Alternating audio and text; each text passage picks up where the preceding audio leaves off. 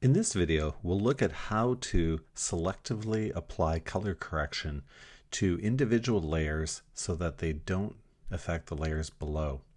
So with this resort ad photo here, I'm going to start out actually by looking at the issue that we've got up here with this rather distracting full moon that's kind of blown out and is really bright and taking up a lot of our sky.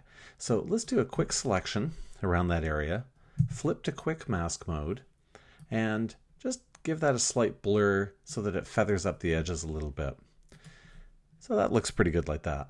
We'll go back to regular selection and go to Edit, Fill, and choosing Content Aware as our Use drop box here. I click OK, and that area gets fixed up pretty good so that it becomes a lot less distracting.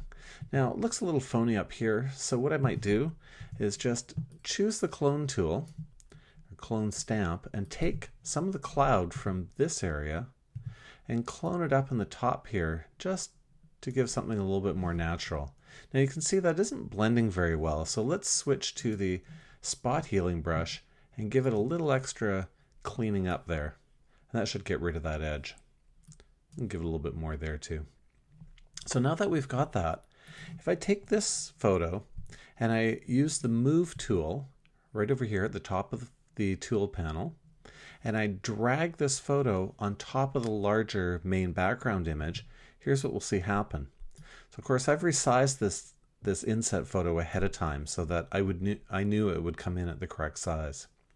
Now over here in the layers panel, normally what would happen is we would place our adjustment layer above layer 1.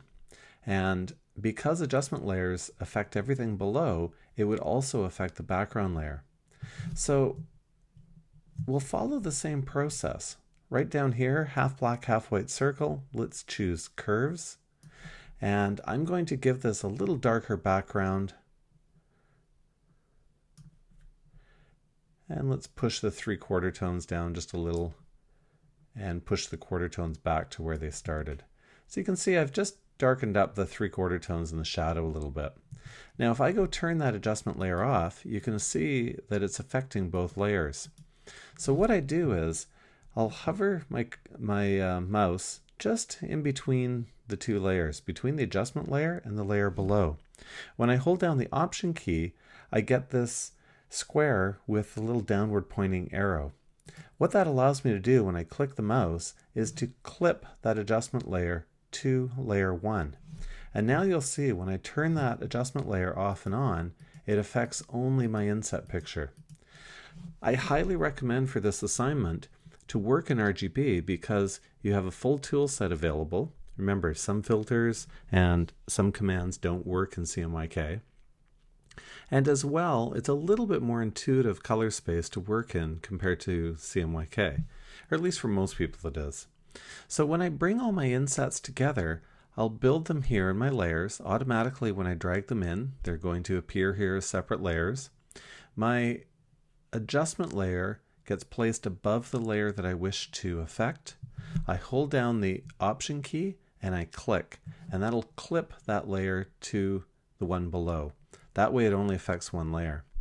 When you're done and you're ready to convert to CMYK, if I go Image Mode, CMYK, what's going to happen is I will get this warning saying that the adjustment layers will be discarded, change anyways. You want to flatten, right? Don't click OK because that will discard all your color correction that you've applied. So make sure you choose flatten, and then that will get rid of all the layers as you go into CMYK. Now, you can see the massive shift in the way that the sky appeared here.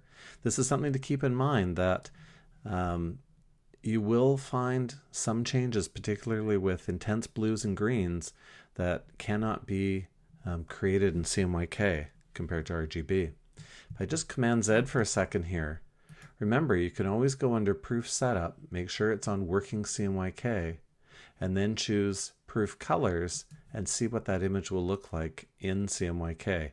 We're still working on an RGB file, but I'm seeing the preview in CMYK. So just a couple suggestions here. Hopefully that helps out and allows you to better match up your inset photos with your main overall image. I will include another video which will show you some options for creating type in Photoshop that will be helpful with this assignment.